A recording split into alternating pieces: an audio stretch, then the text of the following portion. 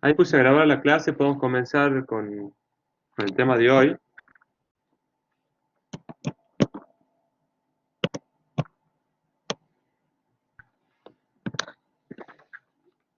El tema es criterios de diseño.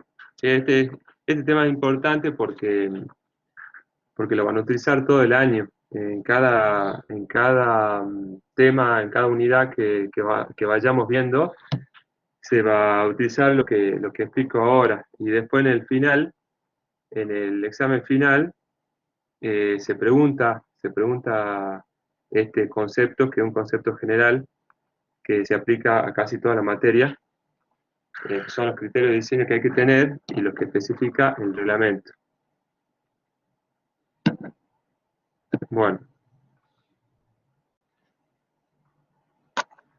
primero comenzamos a hablar sobre seguridad estructural, o sea, la seguridad en una estructura, ¿sí? ¿Qué seguridad tiene que tener una estructura? Bueno, decimos que la estructura debe ser proyectada y construida para que se cumplan ciertos objetivos, ¿sí? Y para que se llegue a esta seguridad estructural. Bueno, entonces tiene que con una aceptable probabilidad permanezca durante su vida útil apta para el uso para el cual es requerida. Es requerida la estructura, ¿sí? Segundo, tenga una adecuada durabilidad compatible con el costo de mantenimiento. Y tercero, con apropiado grado de seguridad y confiabilidad, resista durante su ejecución y uso todas las acciones de actuación probable. Bueno, esto cómo lo podemos resumir y para que queden las ideas eh, bien claras, podemos decir que la primera frase habla de funcionalidad, ¿sí? Es decir, la estructura tiene que ser proyectada y construida para que durante toda su vida útil cumpla con su funcionalidad, ¿sí? El segundo también tiene que ver con la durabilidad, es decir, durante toda su vida útil, digamos, que la estructura dure, ¿sí? Pero que se apropiado, ¿sí? Un costo apropiado de mantenimiento y que sea compatible con esa vida útil, ¿sí? O sea, tenemos que garantizar que tenga su funcionalidad durante su vida útil, pero bajo un costo adecuado de mantenimiento, ¿sí? No sirve, digamos, si es bajo un costo elevado. Ese sería el segundo. Y el tercero habla de resistencia, ¿sí? O sea, tiene que cumplir su funcionalidad a bajo costo, digamos, y resistir todas las acciones eh, que se la someta a la estructura, tanto en la ejecución como en el uso, ¿sí? Bueno, son conceptos generales de seguridad estructural, ¿sí? Es importante para poder entender, digamos, el tema que vamos a ver hoy. Bueno, entonces cuando queremos cumplir con esos objetivos, queremos que la estructura cumpla con esos objetivos de seguridad, vemos que tenemos diferentes incertidumbres. Incertidumbre en las acciones reales y en la resistencia real de la estructura. Por un lado, acciones reales y por otro lado, incertidumbre en la resistencia real de la estructura. Eso es importante, imagínense esos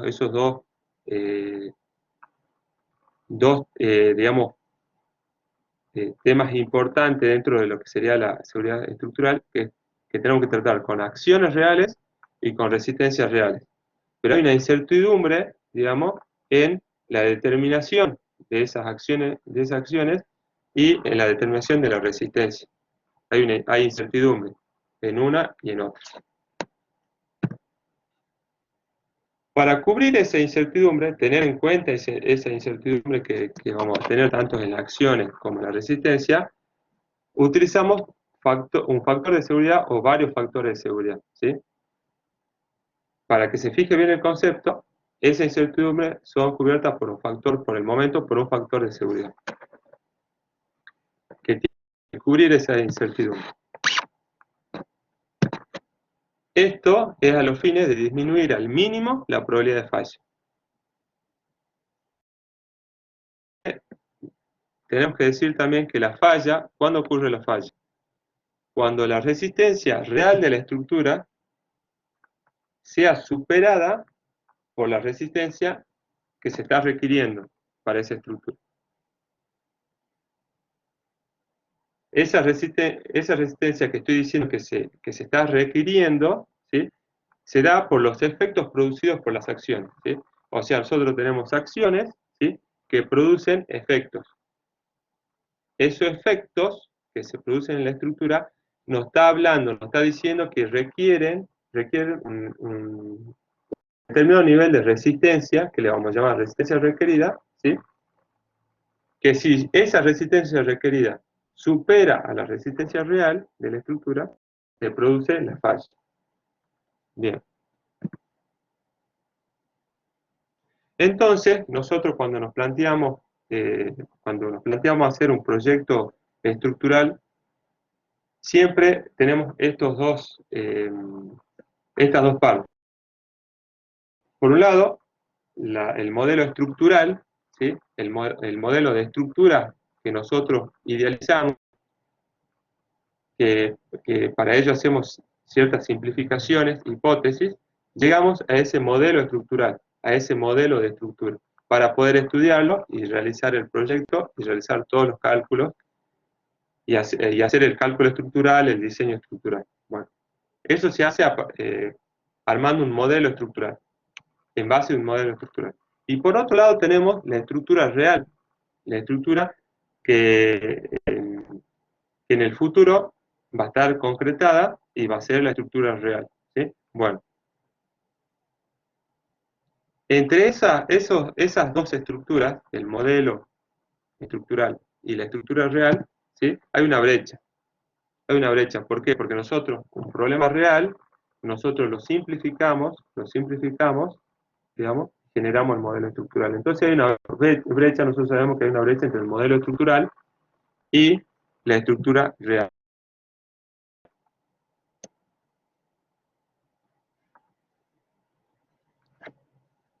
Primero decimos que esa brecha está plasmada en las incertidumbres que habíamos mencionado, ¿sí? Esas incertidumbres, decíamos que, por un lado, eran para las acciones reales y por otro, para las resistencias reales. Bueno, aquí primero vemos la brecha que existe entre el modelo estructural y la estructura real en cuanto a las acciones y a los efectos que producen esas acciones, ¿sí? Estos efectos que producen las acciones, esos efectos van a ser las solicitaciones de sección, es decir, los esfuerzos, momento, corte, normal, ¿sí?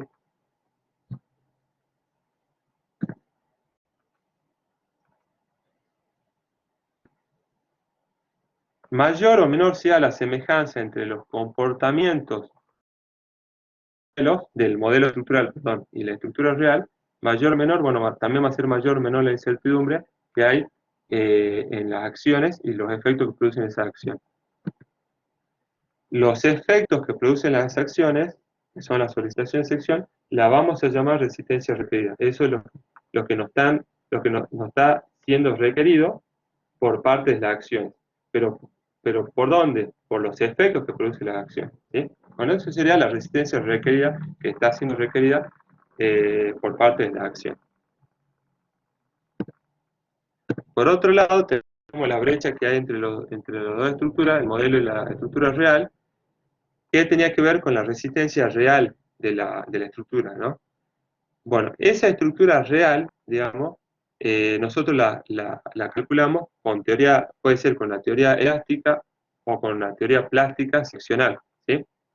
Bueno, eso va a estar en el modelo estructural, en la parte del modelo estructural que nosotros estamos haciendo para poder proyectarlo. Pero, por otro lado, la estructura real va a tener un comportamiento real del material, ¿sí? Bueno, entonces la brecha que hay entre esas dos, esos dos, digamos, tópicos, modelo real va a estar la incertidumbre en la resistencia real, ¿sí? Lo mismo, mayor o menor sea la semejanza entre esos dos comportamientos, va a ser mayor o menor la incertidumbre. Y decimos que la resistencia, acá hablamos de resistencia nominal, que- un concepto nuevo que lo ponemos aquí, que habla de la resistencia que obtenemos a partir de la teoría elástica o teoría plástica seccional en el modelo de estructura que hacemos para estudiar la estructura. Eso sería la resistencia nominal, la resistencia del material seccional, ¿sí? A esa resistencia la llamaríamos resistencia nominal. Bueno, entonces planteamos una condición que garantiza la resistencia de la estructura, o sea, que no se produzca, ¿sí?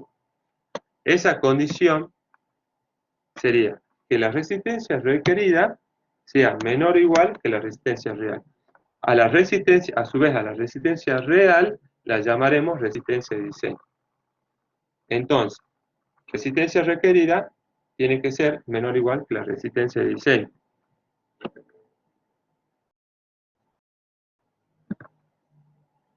Entonces, podemos decir que las resistencias requeridas son las solicitaciones de sección determinadas,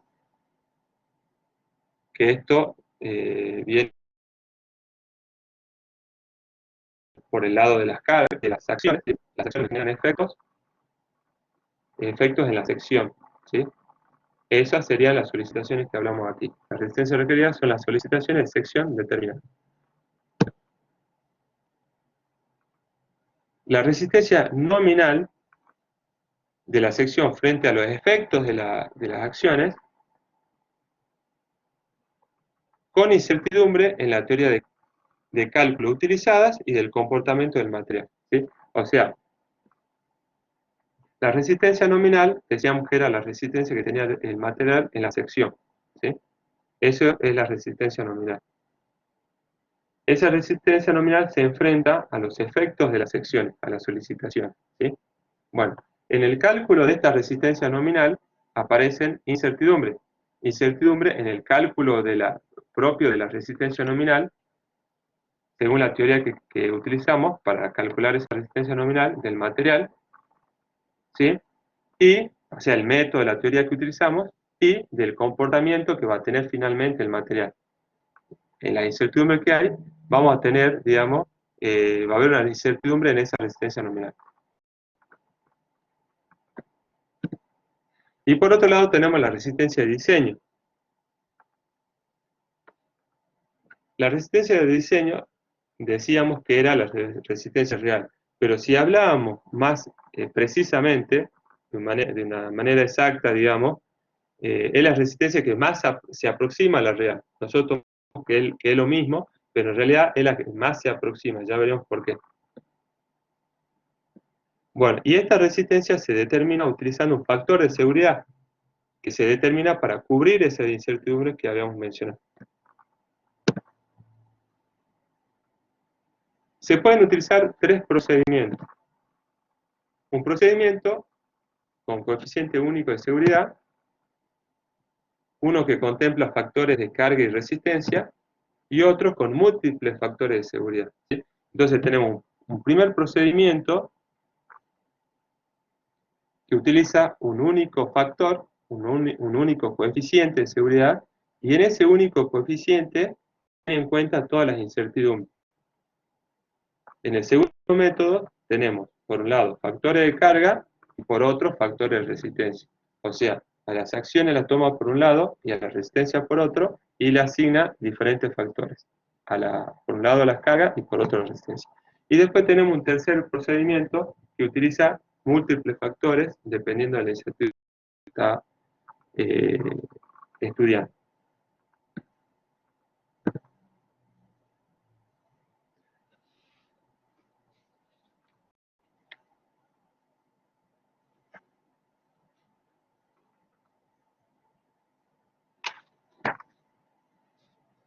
Bueno, las incertidumbres no son las mismas. ¿Qué quiere decir esto?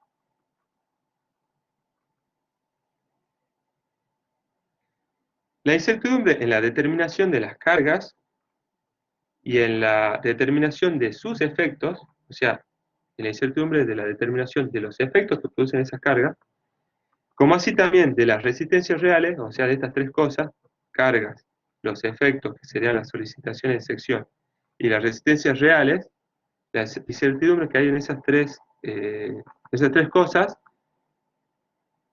son distintas para cada tipo de carga, para cada tipo de método de cálculo, cada tipo de elemento y solicitación, cada tecnología de ejecución y también grado de control de esa ejecución, ¿sí? Entonces, obviamente hay una incertidumbre distinta para cada una de estas cosas. Las cargas, los métodos de cálculo, el tipo de elemento, la tecnología de ejecución y el control de esa tecnología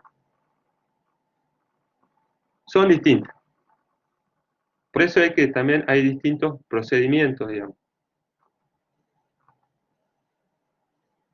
A su vez también vamos a ver que hay diferentes coeficientes también. Bueno, lo importante acá es saber que las incertidumbres no son las mismas.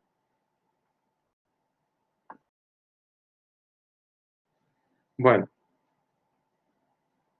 aquí ponemos 4 reglamentos. Tenemos la norteamericana, ¿sí? Que es en la cual se basa el reglamento argentino de construcciones metálicas, que es el que vemos en la materia. Y después tenemos la alemana, una europea y la brasilera. Estas 4 son las 4 de construcciones metálicas, obviamente. Bueno, hasta acá tienen duda.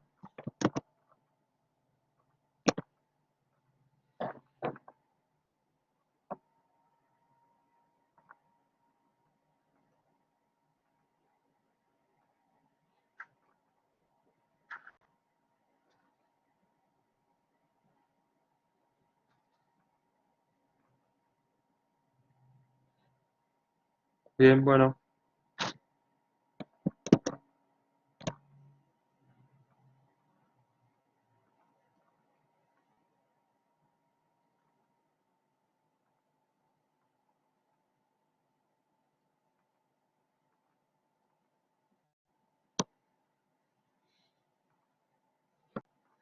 Bueno, pasamos a ver lo que sería un estado límite, el concepto de estado límite. Bueno, un estado límite sería una condición límite, ¿sí? Es una condición límite que representa el límite de utilidad de una estructura. Puede ser de toda la estructura o de una parte de ella. Es decir, que es el límite más allá del cual no quedan satisfechos los comportamientos requeridos por el proyecto, ¿sí? Es una condición límite que si se supera, ya no estamos cumpliendo con los requerimientos del proyecto. Esos serían estados límites. Ahora, dentro de los estados límites que vamos a mencionar, hay dos tipos. Tenemos estados límites últimos o estados límites de servicio, ¿sí? Estados límites últimos o estados límites de servicio, ¿sí? Bueno, el estado límite de resistencia o último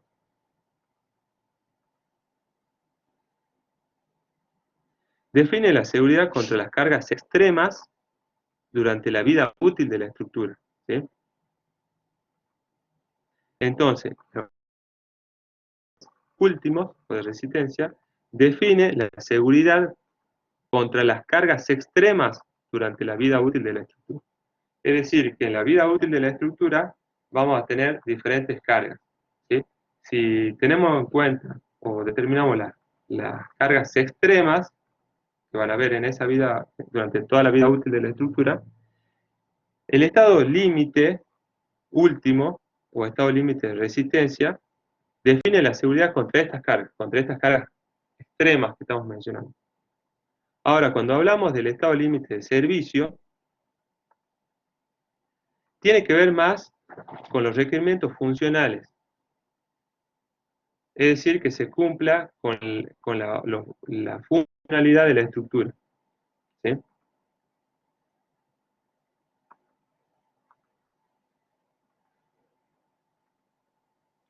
Bueno, los estados límites últimos, como ustedes pueden decir fácilmente, están asociados con el colapso de la estructura.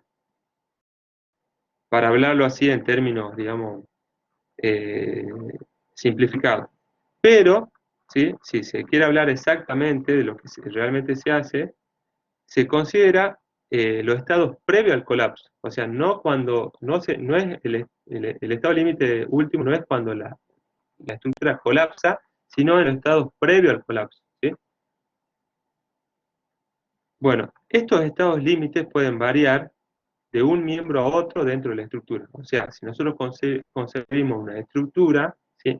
En su totalidad, eh, que está compuesta por varios elementos estructurales, el estado límite que podemos estudiar nosotros varía de un miembro a otro, de un elemento estructural a otro dentro de la estructura.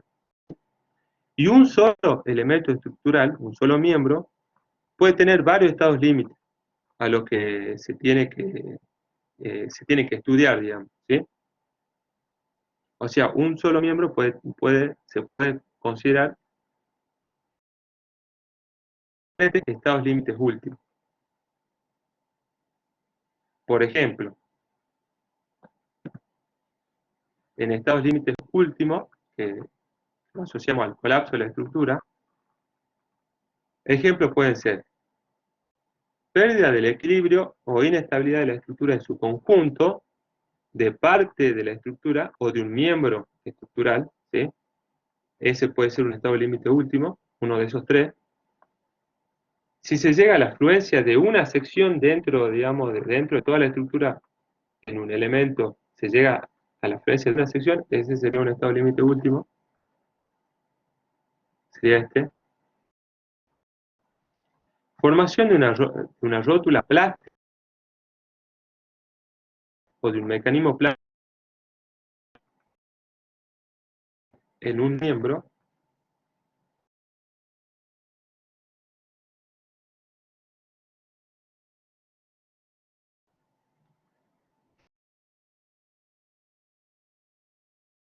grietas, ¿sí?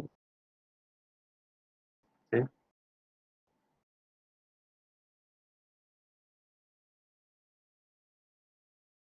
Lateral,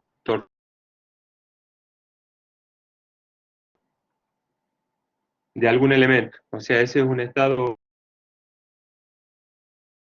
que no nomás aquí, pero durante la materia, según el tema que se esté viendo, flexión, tracción, según el tema que se esté viendo, empieza a estudiar estos estados límites que pongo de ejemplo acá.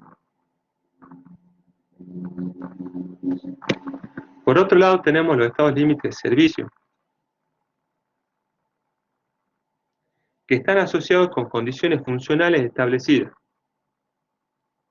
como por ejemplo, deformaciones elásticas o flechas que puedan afectar la apariencia o el uso, o que dañen a otros elementos no estructurales que estén ligados a la estructura. Vibraciones inaceptables, deformaciones permanentes, efectos por dilatación térmica, todo esto serían estados límites de servicio.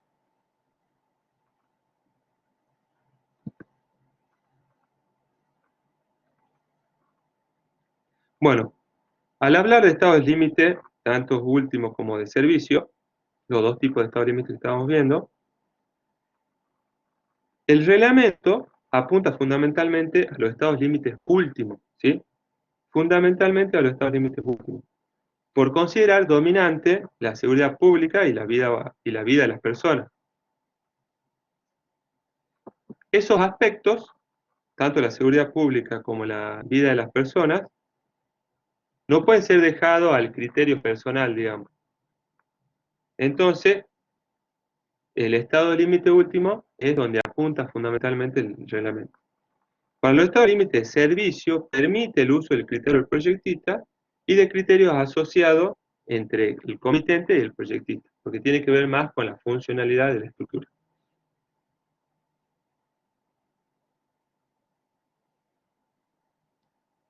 Bueno,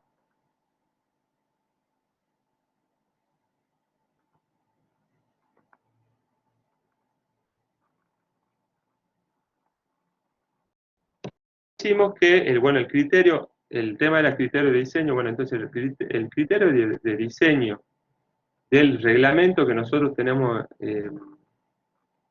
que estudiamos en la materia, que es el CIRSO 301, como habíamos dicho, el criterio de diseño de ese reglamento, ¿sí?, es que un estado límite es superado solo con una pequeña probabilidad aceptable. O sea, si hay una pequeña probabilidad que sea superado, ¿sí?, una pequeña probabilidad aceptable, ya hay que estudiarlo en ese estado límite, tanto último como en servicio, ¿sí? Bueno, a ver, nosotros decíamos que había tres procedimientos. Uno con un coeficiente único de seguridad, otro que tenía en cuenta factores de carga y de resistencia, y otro que tenía en cuenta múltiples factores, ¿sí? Bueno, esos son tres procedimientos que mayormente se utilizan para estudiar el tema de la incertidumbre, ¿sí?, y para calcular las resistencias reales y las acciones reales. Dentro de esas tres, nosotros utilizamos el segundo, el que tiene en cuenta factores de carga y factores de resistencia. Es el que usamos y ese es el que utiliza la norma, y por ende el reglamento argentino, ¿sí? Bueno, ese procedimiento de factores de carga y factores de resistencia. En ese procedimiento, el criterio de diseño es este, el que estoy mencionando aquí. Para que se tenga en cuenta esta pequeña probabilidad aceptable de que sea superado ese estado límite, se seleccionan adecuados factores de mayoración de cargas y factores de minoración de resistencia. Entonces, ¿cómo sería? Decíamos que este procedimiento tenía, por un lado, factores de carga y por otro, factores de resistencia, ¿sí? Entonces, lo que hace este procedimiento es mayorar las cargas con factores de carga y aminorar la resistencia con factores de resistencia, ¿sí?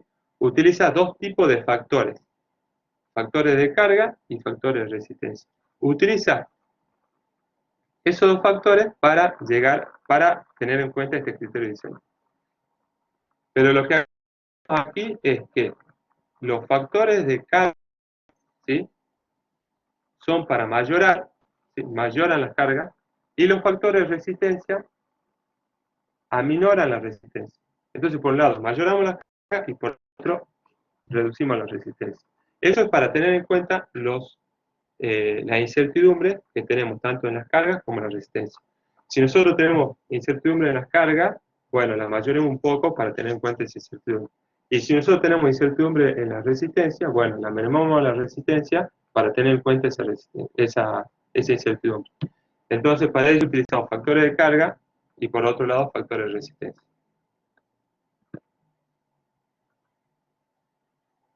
Bueno, esto es lo que decíamos, que la especificación apunta fundamentalmente a los estados límites últimos y lo que se permite para los estados límites de servicio. Bueno, entonces, el resumen de lo que les decía, lo vuelvo a reiterar en esta diapositiva, ¿sí?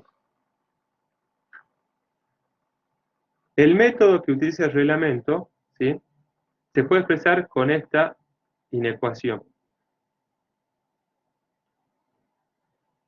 Que por un lado tenemos resistencia nominal a la izquierda y por otro lado la resistencia de diseño a la derecha. Cada término de la inecuación, ¿sí? Bueno, entonces decimos que esta sería la resistencia nominal y esta la resistencia de diseño. Pero dentro de la resistencia de diseño tenemos la resistencia nominal, que sería la R mayúscula sub N, ¿sí? Bueno, si describimos cada uno de estas variables, decimos que por el lado de la resistencia nominal tenemos una sumatoria de términos, ¿sí? Se suman diferentes términos. Entonces tenemos la sumatoria. El I, el subíndice I, habla del tipo de carga, Por ejemplo, carga permanente, sobrecarga útil, viento. El Q sub I es el efecto de la carga nominal. I. O sea, este sería el efecto de la carga, o sea, la solicitación de sección. El gamma sub es el factor de carga correspondiente a la carga I, que produce el efecto Q. ¿Sí? Entonces, el gamma es el factor de carga. Este es el factor que les decía que mayora las cargas. ¿Sí? Pero aquí hablamos de los efectos de la carga, es decir, de la solicitación de sección. Entonces, mayoramos las solicitaciones de la sección. Y hacemos un término para cada tipo de carga. Un término para carga permanente, otro término para sobrecarga, otro término para aumento. Hacemos las sumatorias de esos efectos y esa sumatoria nos da la resistencia. Perdón, acá está mal puesto. Acá está mal puesto. Es más, y le estaba mencionando, eh, acá es resistencia requerida, perdón. Acá es resistencia requerida. Resistencia requerida. Esto es la resistencia requerida. Si no, no van a entender, ahí se le va a mezclar. Perdón. A ver.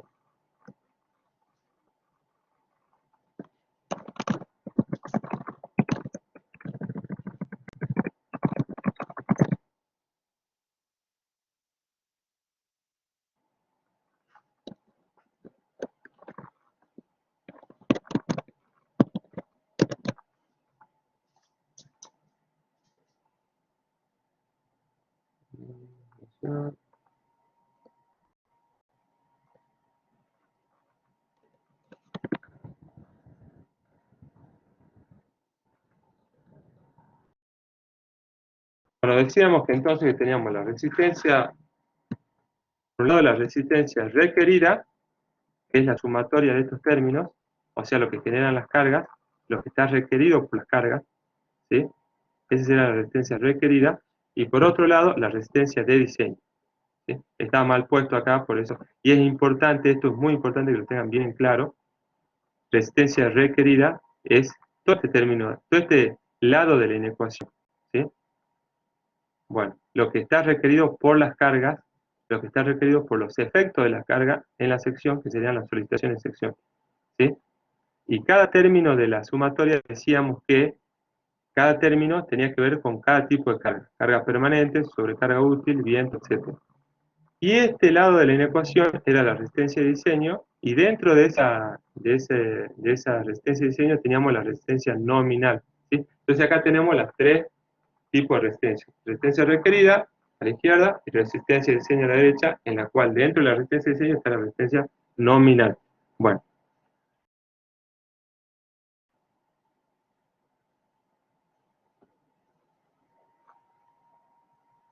el factor phi, este, es el factor de resistencia correspondiente a la resistencia nominal, ¿sí? Correspondiente a la resistencia nominal. ¿Por qué correspondiente? Este es el factor de resistencia, ¿sí? Factor de resistencia, porque por un lado decíamos que teníamos factores de carga, que está en el lado de la resistencia requerida.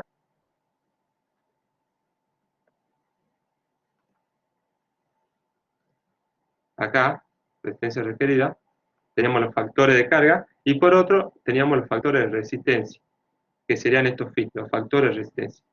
Por un lado, los factores de carga mayoraban las cargas, y por otro lado, los factores de resistencia aminoraban la resistencia, disminuían la resistencia, ¿sí? Bien. Estos factores de resistencia son según la resistencia nominal que estemos analizando, ¿sí? Corresponden con la resistencia nominal. Tienen que corresponder para cada tipo de resistencia nominal que estemos estudiando, corresponde un factor de resistencia distinto. Entonces decimos que la resistencia requerida tiene que ser menor o igual que la resistencia de diseño. Ese es el método, una simplificación, un resumen del método que es el reglamento, ¿sí? Ustedes van a ver la sigla esta LRFD, que quiere decir diseño por factores de carga y resistencia. Así de fácil que es lo que estamos hablando. Diseño. Diseño por factores de carga y resistencia. Eso es LRFD, que es el método que utiliza el reglamento de construcciones metálicas argentino, que a su vez se basa en el reglamento norteamericano. Bien. Bueno, por un lado vemos los factores de carga, ¿sí?, de las resistencias requeridas. Bueno, en la resistencia requerida de miembros estructurales y uniones son determinadas por análisis estructural, ¿sí? O sea, el análisis estructural es todos los métodos que nosotros aplicamos para obtener las solicitaciones de sección, es decir, para obtener los momentos corte y normal. Los métodos que utilicemos sería el análisis estructural, realizar el análisis estructural sobre una estructura, ¿sí? Bien. Entonces,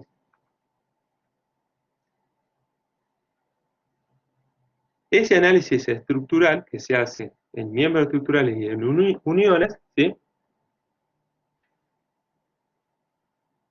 para obtener la resistencia requerida, es decir, para obtener el momento corte normal, al hacer eso, al hacer ese análisis estructural, se deben tener en cuenta combinaciones de acciones, ¿sí?, que son las que están aquí, son estas 6 combinaciones de acciones, que son combinaciones mayoradas. Ustedes van a ver mayoradas, por eso decíamos que mayorábamos las acciones y reducíamos la resistencia. En este caso estamos hablando de la resistencia requerida, entonces estamos hablando de los factores de carga, factores de mayoración de carga. Y acá, aparte de los factores de mayoración de carga, para cada tipo de carga, también nos habla que tenemos que tener en cuenta ciertas combinaciones de carga. El reglamento ya nos especifica también las combinaciones que tenemos que tener en cuenta. Y de esas combinaciones de carga, de cada una de ellas y de su totalidad, hay que considerar la máxima, o sea, lo más desfavorable, es decir, la envolvente. Por eso cuando utilizamos, por ejemplo, SAP 2000, por ejemplo, para obtener la solicitación de sección, para hacer el análisis estructural que estamos hablando, deberíamos pedirle a SAP que nos calcule la envolvente de las combinaciones de carga para tener en cuenta la máxima resultante. Bueno, acá las diferentes cargas puede ser D, peso propio, L sería sobrecarga útil, LR que es la sobrecarga útil de cubierta, y así. Esto ustedes ya lo vieron en hormigón, tengo entendido, ya están familiarizados. Y por otro lado tenemos la resistencia de diseño, ¿sí?, que teníamos la resistencia. Entonces la resistencia de diseño se obtiene de multiplicar las resistencias nominales por cada tipo de solicitación. Para cada tipo de solicitación, o sea, tenemos una resistencia nominal para cada una de los tipos de solicitación que tengamos. Entonces, cada una de las resistencias nominales para cada tipo de solicitación por los factores de resistencia correspondientes a esa solicitación. Bueno, estos factores de resistencia tienen en cuenta la variación en el límite de fluencia del material y en su módulo de elasticidad, la incertidumbre de las propiedades geométricas relacionadas con la fabricación, tolerancia a laminado, soldadura, deformaciones iniciales, y del montaje, o sea, incertidumbre de la geometría producida por el montaje. Las piezas ideales y las de obra no son las mismas por esta cuestión. Y tiene en cuenta la incertidumbre de las hipótesis utilizadas para calcular la resistencia, elasticidad o plasticidad perfecta, teoría de flexión o corte. Bueno, ahí tenemos incertidumbre, esa incertidumbre en esa hipótesis también tiene en cuenta este factor phi. Decíamos que cada tipo de solicitación tenía un factor phi, porque cada una de esas solicitaciones tiene una incertidumbre distinta. Entonces, eh, decíamos que para cada solicitación corresponde un phi, un valor de phi. Ustedes ven que todos son menor que 1 excepto este, justamente para reducir la resistencia, por la incertidumbre que tenemos al determinar la resistencia, y según sea mayor la resistencia, menor va a ser el factor de resistencia para tener en cuenta esas incertidumbres.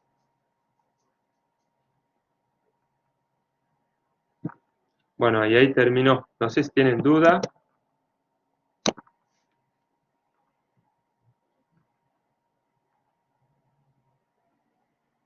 Podemos volver a las diapositivas si tienen dudas. Es importante, este tema es importante, la resistencia requerida, que había ese error en la diapositiva. Por favor, si tienen alguna duda, si se marearon ahí me avisan, para que, si tengo que explicar de nuevo, lo vemos, porque es muy importante esto que lo tengan claro, para el resto de la materia del cursado y también para que rindan bien en el examen final.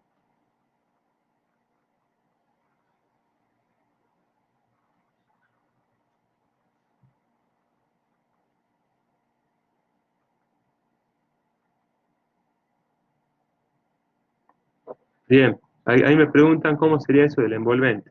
Bueno, a ver, volvamos a la positiva. Bueno, a ver, nosotros cuando realizamos, cuando queremos determinar el momento, corte normal, los esfuerzos en la estructura, eh, tenemos que considerar las cargas a las cuales está sometida esa estructura. De estas, ¿sí? Dentro de ese tipo de carga, nosotros tenemos que tener en cuenta todas las cargas que, que van a estar aplicadas sobre esa estructura. Una de ellas puede ser una carga permanente, que está simbolizada con la letra D. Entonces, primero tenemos que hacer una clasificación de las cargas. Tenemos que separar las que sean permanentes por un lado, las que sean sobrecargas útiles de ocupación y equipo, las que sean de cubierta, las que sean de nieve, las que sean de lluvia o de hielo, las que sean del viento, muy importante en estructuras metálicas, las que sean acciones sísmicas. A cada una la individualizamos, ¿sí? Y la estudiamos aparte, digamos, cada una de las cargas, y cada una de esas cargas va a tener un procedimiento de cálculo, ¿sí? O sea, para calcular el peso propio de la estructura tenemos que hacer un procedimiento, tener en cuenta el peso, el peso específico, por ejemplo, del material, eh, y hacer un procedimiento para obtener, digamos, la carga permanente, por ejemplo, causada por el peso propio. Por otro lado, para calcular la sobrecarga útil, también vamos a hacer un procedimiento. ¿Por qué? Porque hay que ver, digamos, hay que ver, cada sector de la estructura hay que ver qué destino va a tener. Por ejemplo, si un sector de la estructura está destinado a un depósito, bueno, eso sería un destino al cual eh, va a estar digamos, va a estar proyectada esa estructura, esa parte de la estructura, ¿sí? Entonces, como es un depósito, va a tener una sobrecarga útil porque es un depósito, ¿sí? Si es una oficina, va a tener otra sobrecarga que hay que agregarle a la estructura para contemplar que va a funcionar como una oficina. Ese es dentro de este tipo de carga de la sobrecarga útil. Y así se determina, cada una se va a ir determinando. Entonces vamos a tener los diferentes tipos de carga ya determinadas, digamos, para esa estructura que estamos eh, proyectando, ¿sí? Bueno, hasta ahí tenemos las cargas, tenemos todas las cargas. Carga de nieve, tenemos todas las cargas. Bien. El reglamento nos dice cómo aplicar esas cargas y hacer los cálculos sobre la estructura, ¿sí? Primero nos dice, en la estructura coloquen las cargas permanentes y las cargas de fluidos, las cargas de líquidos que tengan una presencia continuada, por ejemplo, tanque elevado, tanque de agua elevado en un edificio, por ejemplo. Bueno, sumen, o sea, coloquen en la estructura las cargas permanentes y coloquen la de líquido, de estos tipos de líquidos que tienen una presencia continuada. Coloquen eso de dos tipos de carga, ¿sí? Y a los efectos que producen esas cargas, lo multipliquen a los efectos, o sea, obtener los cortes, los momentos de corte normal, y a todo eso lo multiplicamos por 1,4.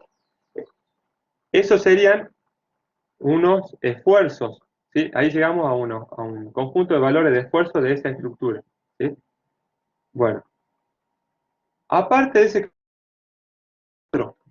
Ya ya lo hicimos, ahora hacemos este, de la misma manera. Están involucradas otras cargas, tenemos las permanentes, las de líquido, y se agregan las otras tipos de cargas que están aquí, ¿sí?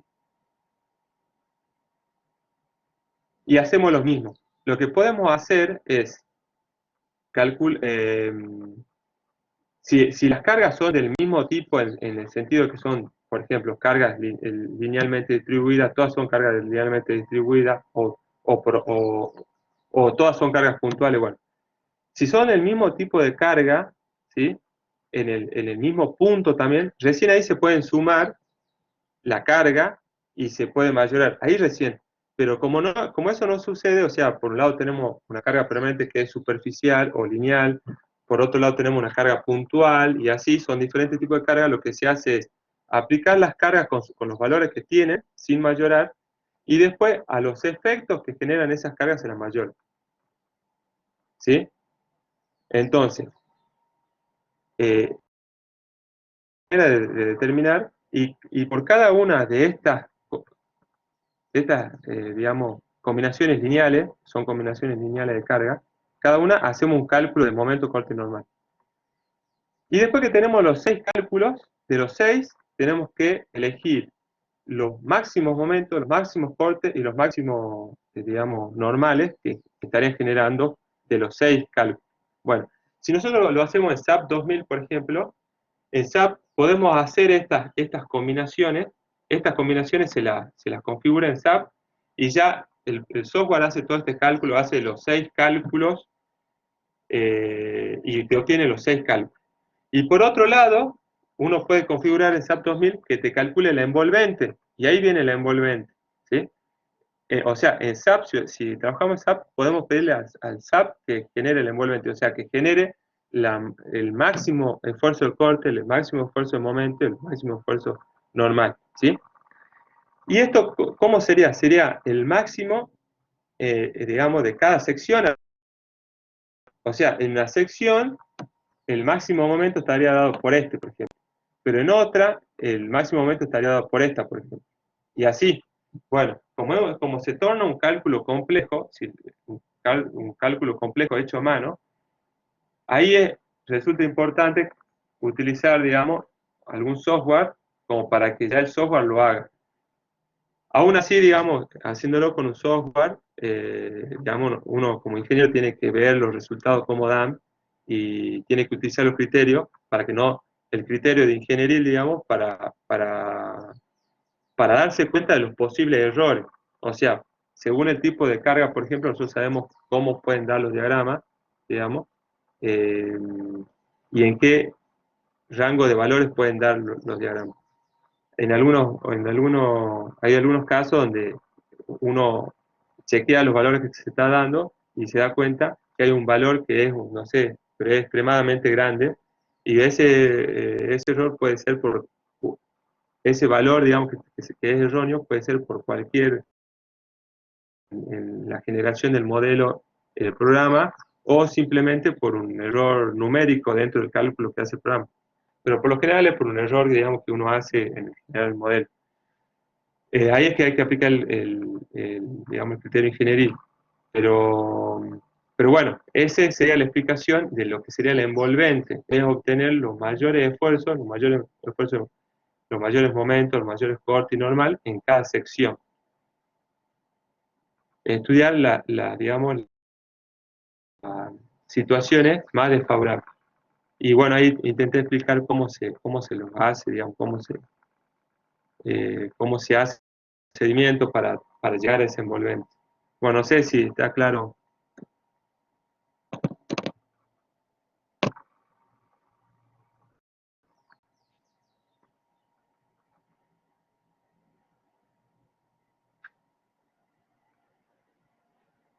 No sé si tienen alguna duda, bueno, podemos llegar acá.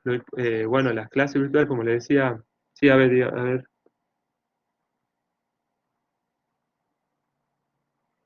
Bueno, a ver, veamos si creo que tengo acá. Eh, a ver, ahí ya abro.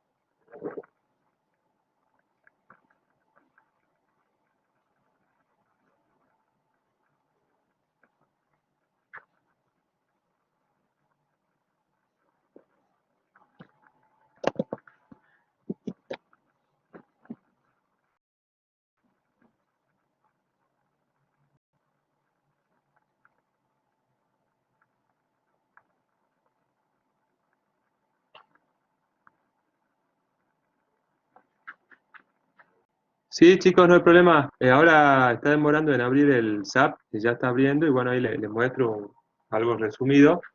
Y, y no hay problema, les muestro ahora. Y después, bueno, cuando tengamos presencial también le explico. Ya le puedo explicar, puedo utilizar 2 horas como para mostrarle.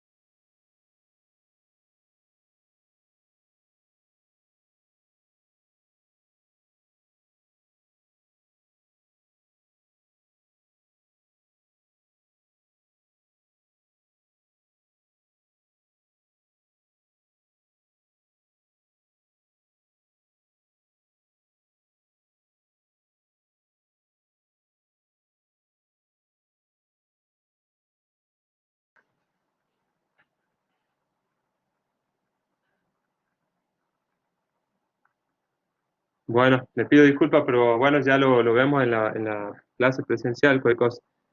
Bueno, si tienen dudas también me pueden mandar por WhatsApp, me pueden mandar consultas, la parte teórica que vamos viendo, vayan leyendo el libro, cualquier consulta que tengan, duda, me avisan, no hay problema. ¿Sí? Nos vemos en la otra clase.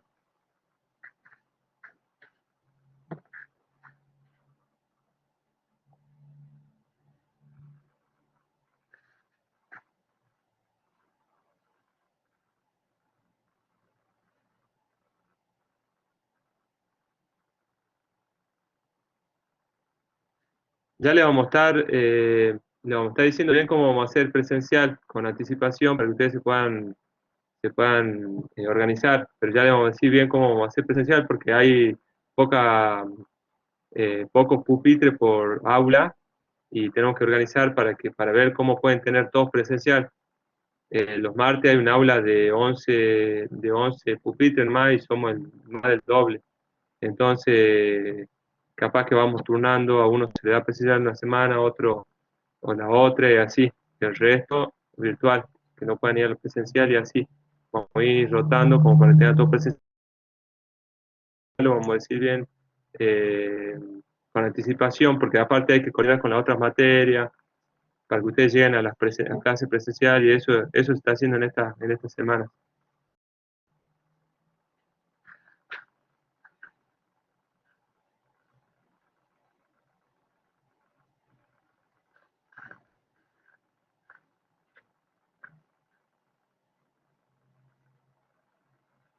Saludos, saludos. Nos vemos en la otra clase.